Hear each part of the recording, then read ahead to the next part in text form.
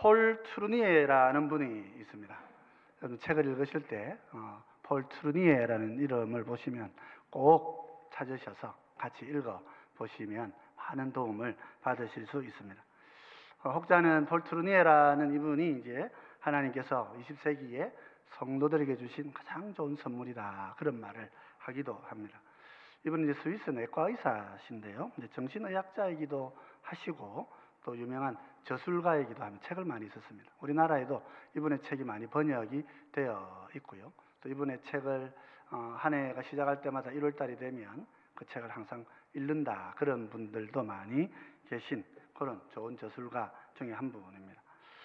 이분이 쓴 책 중에 듣는 귀라는 제목의 신앙 간증집이 있다 하는데요, 그 책에는 이런 내용이 있습니다. 트루니에와 이제 그의 아내는 금실이 좋은 부부로 그렇게 잘 알려져 있었다고 합니다. 이제 어느 날 이제 그리스에 휴가를 갔는데, 휴가를 보내면서 이제 아내가 갑자기 심장마비가 와서 하나님의 부름을 받게 됩니다. 근데 죽기 직전에 이 아내가 너무도 평화스러운 미소를 지으면서 남편을 쭉 쳐다보다가 이제 이렇게 인사를 했다고 합니다.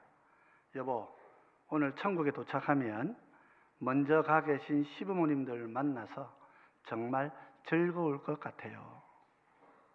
그렇게 마지막 인사를 하고 아내가 하나님 부름을 받고 떠나갑니다. 나중에 글을 쓰면서 트루니에는 이 말이 그때 자기의 마음에 큰 감명이 되었다, 그렇게 이야기를 합니다. 아내가 마치 기차 타고 제네바로 돌아가서 가족들 제외하는 그런 즐거운 마음으로 죽음을 받아들였다 하는 사실이 그의 마음을 너무 감동스럽게 했다 하는 것이죠. 그래서 그는 이 순간을 이렇게 기록합니다. 그때 나는 부활이요 생명이신 예수님을 체험할 수 있었습니다.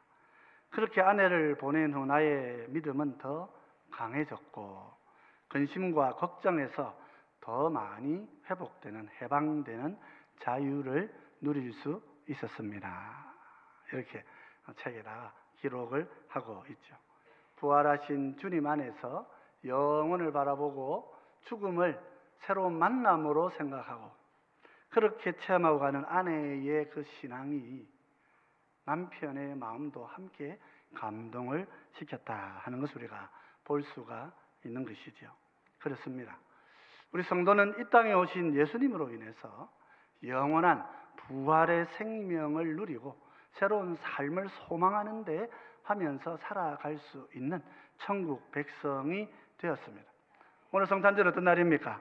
우리를 다시 하나님과 연합하게 하시려고 영원한 소망의 기쁨을 주시기 위하여서 이 땅에 오신 그리스도의 초림을 기념하는 날입니다. 동시에 성도는 이 초림 안에서 우리를 영생의 길로 인도하실 재림의 주님을 함께 소망하게 되는 것이지요. 그래서 오늘 이 시간에 우리 초림으로 오신 주님을 마음에 붙드시고 주 예수여 오시옵소서 하고 마음에 고백하면서 다시 오실 주님을 소망하는 성도의 삶을 풍성히 누리시는 그런 귀한 시간이 되시기를 주의 이름으로 축원드립니다. 우리 예수님은 초림을 통해서 이 땅에 오신 하나님이시면서 사람이신 중보자이십니다. 기독교 복음이라고 하는 것이 무엇입니까? 그것은 죄로 인해서 하나님을 떠나버린, 그래서 죄인으로 전락한 우리 인생을 위하여서 중보자로 예수 그리스도께서 이 땅에 사람의 몸을 입고 오셨다 하는 것에 복음이 있습니다. 예수님은 하나님이십니다. 그분은 신격을 가지신 하나님이십니다. 그런데 또한 사람이 되셔서 인격을 취하시고 그리고 우리를 위하여 죽어 주심으로써 하나님과 죄인을 연합하는, 하나가 되게 하시는 유일한 중보자가 되신 것입니다. 우리는 사도신경을 통해서 이 예수님을 성령으로 대되시고 동정녀에게서 나신 하나님이시면서 사람이신 중보자 그리스도라고 그렇게 고백을 합니다. 히브리서는 이렇게 예수님을 소개합니다. 히브리서 9장 15절은 이렇게 기록하고 있습니다. 이로 말미암아 그는 새 언약의 중보자시니 이는 첫 언약 때에 범한 죄에서 속량하려고 죽으사 부르심을 입은 자로 하여금 영원한 기업의 약속을 얻게 하려 하심이라. 그렇습니다. 여기서 저자의 말이 뭡니까? 예수님은 새 언약의 중보자로 오셨다, 그렇게 말씀하십니다. 첫 언약 때의 아담과 맺은 언약을 인간이 거역하고 거부함으로써 죄인으로 전락하여서 하나님은 자기 자녀로 택하셨는데 태어날 때부터 죄인이 되어서 죽음의 길을 가고 있는 그 인생들을 위하여 예수님께서 오셔서 우리를 대신하여 죽으셨다 하는 것입니다. 주님의 죽으심의 목적이 무엇입니까? 우선 약속받은 자들, 하나님의 택하신 자들이 그 하나님의 약속을 영원토록 이어가게 하기 위하여서 우리의 죄를 대신하시고 우리의 죄값을 속량하심으로써 우리의 구원이 되어 주신 것입니다. 이것이 복음의 본질이라 하는 것입니다.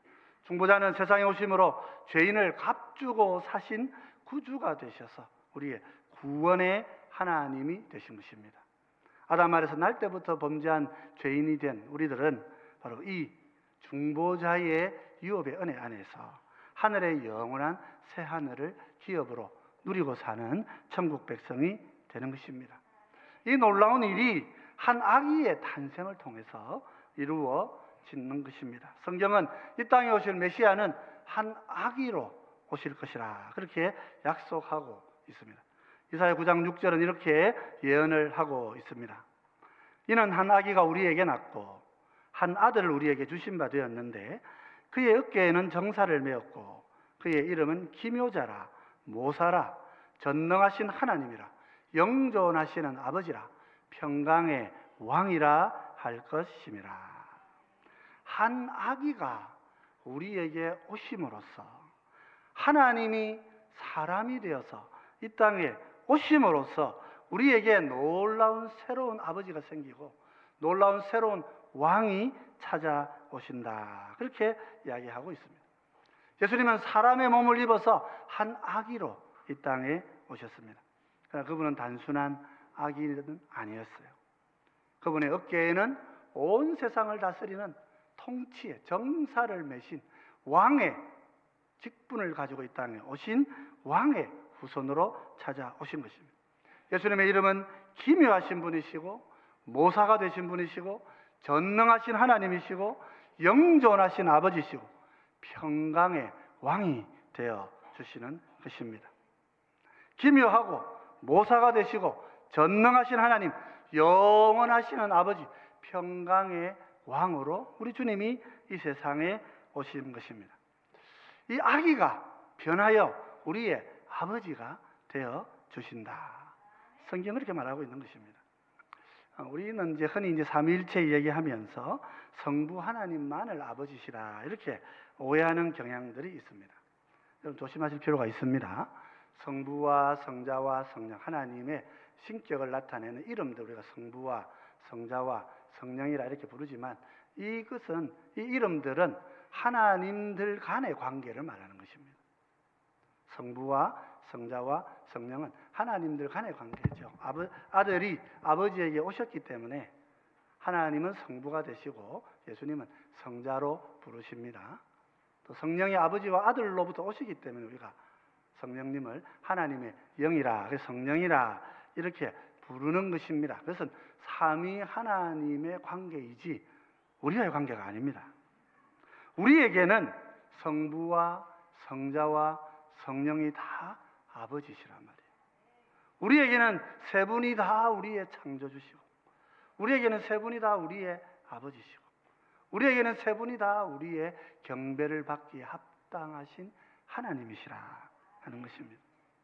주님께서는 우리에게 이 땅에 사람의 모양을 입고 한 아기의 모습으로 찾아오셨지만은 그 주님은 우리의 영원하신 아버지가 되셔서 우리를 위하여, 자식을 위하여 부모가 수고하고 애쓰고 목숨까지 내어주듯이 주님께서 이 땅에 오셔서 우리를 위해 십자가에 대신 죽으심으로써 아버지의 사랑을 보여주신 거예요. 삼위 하나님의 사랑을 우리 가운데 보여주시고 성부와 성자와 성령이 참으로 우리의 아버지 되신 하나님이시구나 하는 것을 우리 가운데 알게 하신 것이지요. 그러므로 성도는 초림에 아기로 오신 예수님을 우리의 아버지로 영접하고 모셔야 하는 것입니다. 주님이 우리의 왕이시고 주님이 우리의 어버이가 되시는 거예요. 교회가 가장 타락했을 때가 언제입니까? 교회가 가장 타락했을 때는 역사적으로 자기가 주님을 지키겠다고 나섰을 때입니다. 내가 복음을 지키고 내가 어린 아기의 보호자고 내가 이 아기를 내가 지켜서 그래서 이 땅에서 주님의 교회와 복음을 지키겠다고 그렇게 나섰을 때에 세상의 교황들과 모든 주교들은 가장 타락한 삶을 살았습니다. 자기의 더러운 삶을 가리기 위해서 주님을 어린 아기라고 생각하고 나는 아기를 보호하기 때문에 이 정도 삶을 살아도 된다고 자만하고 살았던 인간의 모습이죠. 여러분, 우리는 그렇게 살아서는 안 됩니다. 아기 예수님은 우리의 아버지가 되시는 분이세요. 아기 예수님은 사람의 몸을 입고 오셨지만은 우리의 영존하신 하나님이시요 영원하신 아버지시요 평강의 왕이신 줄 알고 우리는 찬송했던 대로 그분 앞에 엎드려서 경배하는 백성이 되어야 하는 것입니다. 성탄절에 우리는 주님 앞에 엎드려 경배하시고 세상에 사람의 몸을 입고 오신 우리 주님을 찬양하고 예배하시는 겸손한 주의 자녀들이 되시기를 주의 이름으로 축원드립니다. 이 초림의 예수님은 유대인으로 오셨지만은 열방의 구원주가 되십니다. 예수님은 어린 아기로 오셨지만은 온 인류 모두의 구원의 하나님으로 오셨습니다. 이사야 42장 6절은 예수님을 이렇게 예언하고 있습니다. 나 여호와가 의로 너를 불렀은즉 내가 내 손을 잡아 너를 보호하며 너를 세워 백성의 언약과 이방의 빛이 되게 하리니. 이 성경 번역 중에 이방이라는 표현을 열방이라 이렇게 이해하시면 됩니다. 온 민족, 온 열방을 말하는 것입니다. 여기 백성의 언약과 이방의 빛으로 주님이 오신다. 그렇게 성경은 예언하고 있는 것입니다. 무슨 말입니까? 중보자 예수님은 유대인의 자손으로 그렇게 찾아오시고 아브라함의 후손으로 오시지만은 동시에 그래서 그 주님은 이스라엘을 구원하시는 이스라엘의 구원주로 오실 것입니다만은 동시에 그분은 온 열방의 구원의 주로 오실 것이다. 그렇게 말씀하고 있는 거예요. 예수님은 아브라함의 후손으로서 아브라함 언약 안에 있는 열방의 구원의 주로 찾아오신 것입니다. 하나님께서 아브라함 부르실 때에 아브라함을 이스라엘 민족의 조상으로만 부르시지 않으셨어요. 창세기 12장 1절로 3절은 이렇게 아브라함을 부르신 하나님의 모습을 보여주고 있습니다. 여호와께서 아브라함에게 이르시되 너는 너의 고향과 친척과 아버지의 집을 떠나 내가 내게 보여줄 땅으로 가라. 내가 너로 큰 민족을 이루고 내게 복을 주어 내 이름을 창대하게 하리니 너는 복이 될지라. 너를 축복하는 자에게는 내가 복을 내리고 너를 저주하는 자에게는 내가 저주하리니 땅의 모든 족속이 너로 말미암아 복을 얻을 것이라 하신지라. 아멘. 땅의 모든 족속이 누구입니까? 열방을 말하는 것입니다. 이방을 말하는 것입니다. 그러나 한 민족의 조상이 아니라 열방의 조상이 되는 것입니다. 아브라함을 부르실 때에 하나님께서는 아브라함과 그의 혈통의 자녀들만을 부르신 것이 아니고 아브라함을 부르실 때 하나님께서는 우리를 그 속에서 함께 불러주신 것입니다. 하나님은 열방의 구원주가 되시고 열방의 구주로 예수 그리스도를 이 땅에 보내신 것입니다. 아브라함을 예수님의 조상으로도 동시에 아브라함을 예수님의 열매로도 그렇게 우리 가운데 주신 분이 바로 하나님이신 거예요. 요한계시록 7장에 보면 최후의 구원받는 민족들을 소개하고 있습니다. 계시록 7장에는 유명한 14만 4천 명의 구원받는 이스라엘 백성들이 나타납니다. 그러고 난 다음에는 이렇게 기록합니다. 7장 9절로 10절 이렇게 얘기합니다. 이 일 후에 내가 보니 각 나라와 족속과 백성과 방언에서 아무도 능히 세릴 수 없는 큰 무리가 나와 흰옷을 입고 손에 종려가지를 들고 보좌 앞과 어린 양 앞에 서서 큰 소리로 외쳐 이르되 구원하심이 보좌에 앉으신 우리 하나님과 어린 양에게 있도다 하니 그랬습니다. 여기 보면 누가 그렇게 합니까? 각 나라와 족속과 백성과 방언에서 아무도 능히 셀 수 없는 큰 무리들이 나와서 흰 옷을 입고 손에 종려 가지를 들고 보좌 앞에 나와서 큰 소리로 이릅니다. 구원하심이 보좌에 앉으신 우리 하나님과 어린 양에게 있도다. 그렇게 선언하는 거예요. 열방이 선언하는 거예요. 예수님께서 6월절에 예루살렘 입성하셨을 때에 이스라엘 백성들이 종려나무 가지를 들고 호산나 주의 이름으로 오시는 이여 하고 외쳤습니다마는, 그러나 계시록에 보면 종려나무 가지를 들고 주의 이름을 외치는 사람은 온 열방의 백성이라고 그렇게 가르치고 있는 것입니다. 그런 까닭에 종말의 날에 누가 구원을 받습니까? 이스라엘 백성 중에 14만 4천이 구원을 얻고, 땅에는 허다한 셀 수 없는 많은 백성과 방언에서 하나님의 이름을, 주의 이름을 알고 구원의 은혜를 듣고 복음을 들은 많은 셀 수 없는 사람들이 보좌에 앉으신 어린 양과 하나님께 경배를 드리면서 그렇게 구원의 자리에 나오는 것입니다. 지금 순천지가 열심히 14만 4천 명을 채우다가 최근에 14만 4천 명이 넘었는가 봐요. 그래가지고 14만 4천 명이 넘었으니까 이제 어떻게 해야 되겠습니까? 너희 안에 가짜가 있다.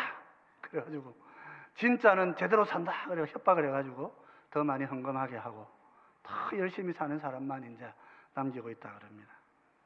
여러분 14만 4천은 이방인의 숫자가 아닙니다. 14만 4천은 유대인의 구원의 숫자지요. 계시록을 그대로 읽어보면 그렇게 되어 있습니다. 14만 4천은 유대인입니다. 하나님께서는 이스라엘 백성들을 14만 4천을 구원하시고 그리고 온 열방에서 셀 수 없는 많은 무리들을 함께 구원하셔서 주님의 이 복음의 놀라운 은혜의 역사를 누리고 영광의 자리로 우리를 불러주신다고 약속하고 있는 것입니다. 그 숫자에 들라고 노력할 필요가 없습니다. 우리는 그 숫자 아닌 다른 숫자에서 함께 참여하여서 하나님의 영광을 누리는 백성인 줄 믿으시기 바랍니다. 어떻게 하나님께서 14만 4천을 대한민국에서만 뽑으시겠습니까? 어리석은 이야기들인 것이죠. 여러분 14만 4천이라고 하는 것은 그렇다고 또 14만 4천 명만 하나님 유대인 구원하는 그런 뜻이 아닙니다. 상징적인 숫자. 유대인의 충만한 수를 내가 구원하고 열방에서도 많은 무리를 내가 구원하실 것이다. 이 계시록 7장은 6월절에 예루살렘에 올라가신 예수님을 환영하는 유대인과 종말의 날에 예수님을 환영하는 종려가지를 들고 있는 이스라엘과 열방의 모습을 함께 보여주는 그런 대칭적인 성취의 모습을 우리 가운데 알려주는 본문이 되는 것이지요. 그렇습니다. 이 예수님은 유대인의 구원주로 오신 분이 아닙니다. 예수 유대인만의 구원주가 아니라 온 인류의 구원주, 우리의 구원주, 나의 구원주로 찾아오신 거예요. 그래서 나는 당군의 혈통으로는 당군의 자손이지만 우리가 영적으로는 아브라함의 후손인 줄 믿으시기 바랍니다. 우리가 믿음의 계보에 바로 서서 믿음의 역사에 서서 오신 예수님 안에서 믿음의 영광을 얻게 된 놀라운 은혜의 백성임을 알고 주님이 주시는 기쁨과 영광을 찬양하고 사시는 그런 주의 백성들이 되시기 바랍니다. 우리 하나님께서는 우리 믿는 자들이 이 주님, 오신 주님이 다시 오실 것을 믿고 소망하며 살기를 원하시는 분이시라 말이에요. 우리는 마지막 날에 다시 오실 심판주로 오실 아기 예수님, 이제는 장성하여 영광의 주로 오신 예수 그리스도를 소망하며 살아야 합니다. 이스라엘 백성들은 어떻습니까? 아기로 오실 예수님을 거부하다가 하나님을 신뢰하지 못하고 고난을 당하고 나라는 바벨론의 포로가 되어 망하고 말았습니다. 나라가 망하고 성전이 붕괴되었습니다. 불행을 겪었습니다. 1948년 이전까지 나라 없이 온 세계 2600년간이나 나라 없는 백성이 되어서 그렇게 고난당하고 고통 중에 살았어요. 그런데 하나님 약속하셔요. 그들이라 할지라도 14만 4천 명 내가 구원할 자들을 온전히 구원하고 내가 열방과 함께 그들도 구원하여서 하나님의 영광의 날에 참여하게 할 것이라. 그리고 주님께서는 이스라엘 백성들만이 아니라 우리를 향하여서 구원의 복음을 선포하게 하셔서 구원의 때에 오늘 저와 여러분이 이렇게 성탄의 기쁨을 함께 누리고 구원의 주로 오신 아기 예수님을 찬양하고 경배하는 은혜를 누리게 되는 것입니다. 캐톨릭은요, 이런 날 아기 예수님 만들어 가지고 앞에 이래놓고 자기가 아기 예수의 보호자라고 그렇게 자신을 드러내요. 우리는 그 아기 예수님의 보호를 받는 백성이지 우리가 아기 예수님을 보호하는 자가 아님을 잘 기억하고 살아야 합니다. 그러지 않으면 범죄하게 됩니다. 우리 한국 기독교가 일제 아래에서 우상 숭배한다고 동방요배하고 신사 참배한다고 할 때에 많은 사람들이 90% 이상이 거기 찬성하고 가서 절했어요. 왜 그랬느냐? 왜 그랬겠습니까? 우리가 죽으면 기독교가 없어지지 않냐, 대한민국에. 그러니까 우리가 살아야 기독교를 지킬 수 있지 않겠느냐. 주님의 나라를 우리가 보호할 수 있지 않겠느냐. 그런 마음으로 우상에 가서 절한 거예요. 주님이 우리를 보호하십니까? 우리가 주님을 보호하는 것입니까? 얼마나 인간이 어리석은지 모릅니다. 칼날의 두려움 앞에서 두렵다고 말하지 못하고 말이죠. 내가 주님을 지키는 자라고. 그래서 우리가 살아야 된다고. 그런 비루한 이야기들을 했던 것이 우리 자신들. 물론 우리도 그렇게 하면 또 어떻게 될는지 모르겠습니다만. 주님이 우리를 보호하시는 왕이요 아버지로 오신 것입니다. 오늘 우리는 이 소망을 마음에 붙드는 거예요. 오늘 요한계시록 22장 16절로 이 마지막 성경의 마지막 부분 우리가 읽었습니다만 여기 예수님께서는 이런 놀라운 은혜를 우리 가운데 보여주고 계셔요. 예수님은 자신을 이렇게 선포하시고 우리를 부르실 것이라고 말씀하셔요. 우리 16절 17절 같이 한번 읽어보십시다. 나 예수는 교회를 위하여 내 사자를 보내어 이것들을 너희에게 증언하게 하였노라. 나는 다윗의 뿌리요 자손이니 곧 광명한 새벽별이라 하시더라. 성령과 신부가 말씀하시기를 오라 하시는도다. 듣는 자도 오라 할 것이요 목마른 자도 올 것이요 또 원하는 자는 값없이 생명수를 받으라 하시더라. 아멘. 무슨 말입니까? 나 예수님께서는 교회를 위하여 천사를 보내어서 지금 이 놀라운 하나님의 말씀을 다 전했다는 것입니다. 하나님의 사자를 통하여서 천국의 복음이 어떻게 이 땅에 구워질지를 계시록을 통하여 다 보여주셨단 말이에요. 이 예수님이 누구세요? 다윗의 뿌리시면서 다윗의 자손이 되신다 그랬어요. 그러시고 광명한 새벽별이라. 여러분 주님이 다윗이 누구입니까? 다윗은 세상을 통치하는 왕의 뿌리가 되는 인물입니다. 그런데 예수님이 다윗의 뿌리라 그러셨어요. 예수님이 다윗의 자손이 아니시고 예수님 그렇게 물으셨죠. 바리새인들한테 인자를 누구라고 하느냐? 다윗의 자손이라 합디다. 다윗이 그를 인자를 주라고 불렀는데 어떻게 그가 다윗의 자손이 되겠느냐? 바리새인들 아무도 말하지 못했습니다. 아무도 대답하지 못하고 예수님께서는 그들과 또 대화하지 않으시고 그들을 돌아서신 모습을 볼 수 있죠. 예수님은 우리의 왕되심의 근원이 되시는 분이세요. 그러시면서도 다윗의 후손으로 오신 분이시라 말이죠. 이 주님 우리에게 약속하시는 게 있습니다. 17절 말씀이죠. 성령과 신부가 말씀하시기를 오라 하시는도다. 듣는 자도 오라 할 것이요 목마른 자도 올 것이요 또 원하는 자는 값없이 생명수를 받으라 하시더라. 주님이 직접 하신 말씀이에요. 주님이 우리에게 말씀하신 것입니다. 주님께서 우리를 첫 초림을 통하여 우리 가운데 우리를 위하여 죽으시고 우리를 구원하시고 난 다음에 세상을 살아가는 우리에게 놀라운 약속을 주셨어요. 주님이 우리를 오라 부르실 것입니다. 하나님의 천사를 동원하여서 하나님의 교회를 통하여서 주님께서 오라 부르시는 날이 우리 인생에 올 것입니다. 성도는 오라 부르시는 나를 기다리고 사는 사람이 되어야 하는 것입니다. 아무리 세상 일이 바쁘고 아무리 세상 일이 좋아도 주님이 오라 부르실 날이 내 앞에 반드시 찾아온다는 사실을 기억해야 되는 거예요. 나 예수는 교회를 위하여 그렇게 말씀하시고 나는 다윗의 뿌리요 자손이요 광명한 새벽별이라. 내가 분명히 말하는데 오라 부를 날이 올 것이다.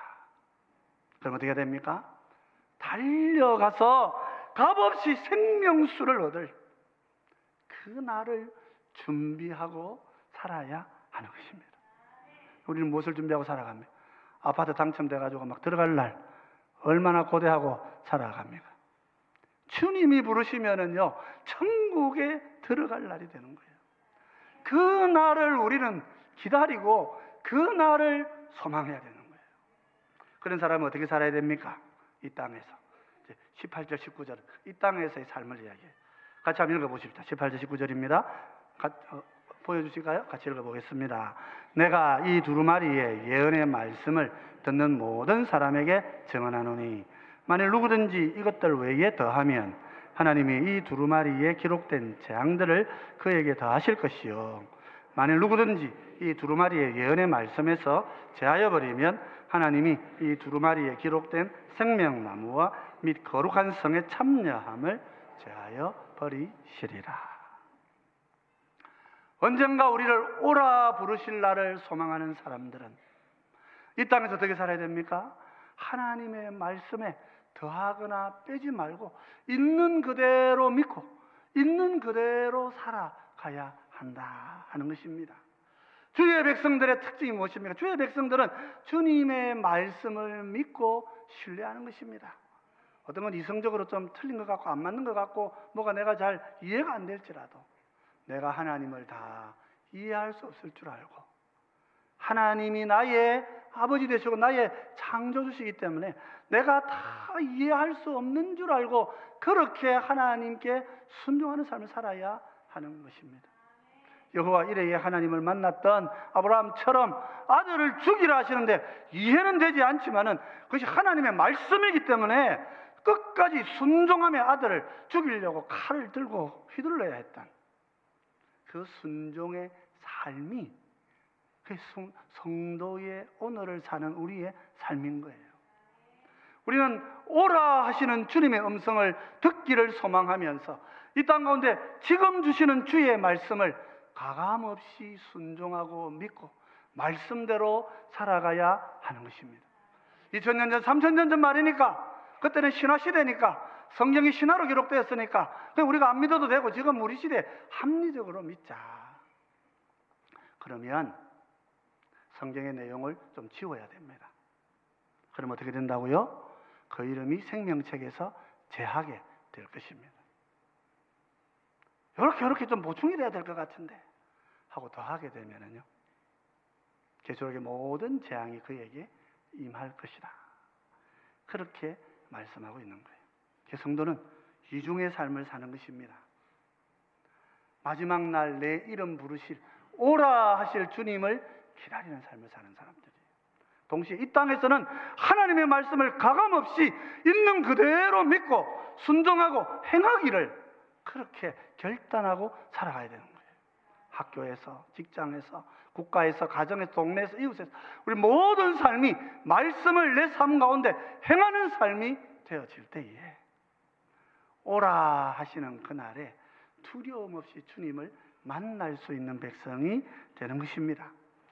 오늘 본문의 마지막 20절은 우리에게 굉장히 좀 도전적인 말씀입니다. 우리 20절 말씀을 같이 한번 읽어보면 좋겠는데요. 같이 한번 읽어보십시다. 읽겠습니다. 이것들을 증언하시니가 이르시되 내가 진실로 속히 오리라 하시거늘 아멘. 주 예수여 오시옵소서. 에르코마이 타쿠라고 내가 즉시로 올 것이다. 그렇게 할 때에 아멘 에르쿠 퀴리에 예수 그렇게 대답합니다. 주님께서 말씀하십니다. 내가 진실로 속히 오리라. 여러분, 주님의 부름의 날을 기다리고 이 땅에서 말씀을 가감없이 순종하며 살기를 원하는 사람의 특징이 뭐냐 하면은요, 주님의 음성을 듣는다는 것입니다. 어떤 음성을 듣냐면 내가 진실로 속히 올 것이다, 이렇게 듣는다는 말이에요. 주님이 내가 진실로 너희에게 속히 찾아올 것이다. 2000년 전이나 2000년 후나 주님은 믿는 자들 우리들에게 나는 너희에게 속히 올 것이다, 그렇게 믿습니다. 그렇게 믿는 사람, 그게 믿는 자의 특징인 거예요. 그럴 때 대답을 어떻게 합니까? 아멘, 주 예수여 오시옵소서. 저는 이 대답이 너무 인상적이라고 생각해요. 아멘, 주 예수여 속히 오시옵소서. 아니에요. 저는 속히 오시옵소서인 줄 알았어요. 근데 아멘, 주 예수여 오시옵소서예요. 무슨 말입니까? 주님 언제든지 오시면 나는 언제든지 오실 준비를 하고 기다리고 있겠습니다. 그게 아멘, 에르쿠 큐리의 예수의 고백인 거예요. 주님이 말씀하십니다. 에르쿠 마이 타쿠, 내가 곧 너에게 올 것이다, 즉시로 올 것이다, 그렇게 말씀하실 때 사람이 이렇게 대답합니다. 주님 언제든지 오십시오. 아멘, 마라나타 예수 언제든지 주여 오십시오. 나는 언제든지 부르심에 대답할 준비를 하고 살아가고 있습니다. 이것이 우리 성도의 삶이어야 된다는 거예요. 이것이 요한계시록의 마지막 부분의 기록인 거예요. 주님이 오시겠다고 약속하시고 아멘, 주 예수여 오시옵소서, 언제라도 오시옵. 오늘이든 내일이든 10분 뒤든 오늘 밤이든 내일 아침이든 주님이 오시는 그날 나는 만반의 준비를 하고 예수 그리스도 초림의 구주의 보혈을 믿고 나는 오실 주님을 기다리고 있을 것입니다. 이것이 성경의 마지막 고백이고 이 성도들에게 주님이 손을 들고 하늘에 복이 있을지어다 선포하고 성경이 마치고 있다 하는 것입니다. 식인종이 살고 있던 그 아프리카에서 16년 동안 하나님의 말씀을 전했던 리빙스턴이요, 16년 만에 이제 영국에 돌아와가지고 선교 보고 대회를 가집니다. 그래서 많은 사람이 이제 간증을 들으니까 얼마나 놀랐겠습니까? 식인종들에게 말씀을 전하고 잡혀 먹혀 가는데 깜짝 놀라고 도전도 많이 이렇게 받습니다. 그때 한 청년이 이제 리빙스턴에게 이런 질문을 했다 그래요. 그 무서운 곳에서 어떻게 하나님의 말씀을 전할 수가 있었습니까? 참 너무 당연한 말 아니에요. 식인종들 속에 가서 복음을 전한다, 예수님의 구원을 전한다, 어려운 이야기죠. 그래서 이제 그게 궁금했었어요. 그래서 질문했는데 리빙스턴이 이렇게 얘기했어요. 자기가 가장 사랑하는 성경 구절을 외워줬다 그럽니다. 요한복음 14장 18절 말씀. 내가 너를 고아와 같이 버려두지 아니하리라. 마태복음 28장 20절. 볼지어다 내가 세상 끝날까지 너희와 항상 함께 있으리라. 이 두 말씀을 그는 마음속에 간직하고 외우고 암송하여서 흑인들에게, 아프리카 사람들에게 복음을 전할 때마다 생명을 걸고 복음을 전해야 되지만은 주님이 약속하신 이 말씀을 마음에 붙잡고 내 생에 영원한 날이 있음을 믿고 죽기를 각오하고 그렇게 복음을 전했다. 그렇게 대답을 했던 것이죠. 여러분, 그렇습니다. 우리는 복음의 말씀을 마음으로 믿고 심령으로 초림의 주님을 온전히 붙들 때에 영원한 구원의 백성이 되는 줄 확실하게 믿으시는 여러분 되시기를 바랍니다. 동시에 우리 주님은 다시 찾아오셔서 우리를 구원하여서 하늘의 영광의 나라로 인도하실 영원한 재림의 주님이 되시는 것입니다. 주님께서 내가 속히 오리라 말씀하실 때마다 아멘, 주 예수여 언제든지 오시옵소서. 나는 이 땅에서 말씀을 가감하지 않고 주의 말씀의 뜻 가운데서 온전히 복음을 증거하고 믿고 이 복음과 함께 살아가는 하늘의 백성으로 살겠습니다. 저는 그렇게 마음에 준비하고 기다릴 때, 살아갈 때 주님이 어느 날 우리 가운데 찾아오셔서 우리를 하늘의 영원한 집으로 인도해 주실 줄 믿으시기 바랍니다. 오늘 주님이 우리 가운데 오신 날입니다. 주님은 초림하셔서 우리 왕이 되어주시고 우리를 위해 십자가에 죽어주셨고 부활 승천하셔서 우리의 죄를 다 사하시고 우리를 영원한 천국으로 인도하시기 위해 오신, 그리고 다시 우리를 그 천국 안으로 인도하시려고 오실 심판의 주요 우리의 참된 왕이 되십니다. 왕이 오셨습니다. 우리 옆에 계신 분들 인사하십시다. 왕이 오셨습니다. 우리의 왕이 오셨습니다. 이 왕을 마음에 붙들고 새해를 주님과 함께 승리하면서 준비해가는 우리 모두가 되시기를 주의 이름으로 축원드립니다.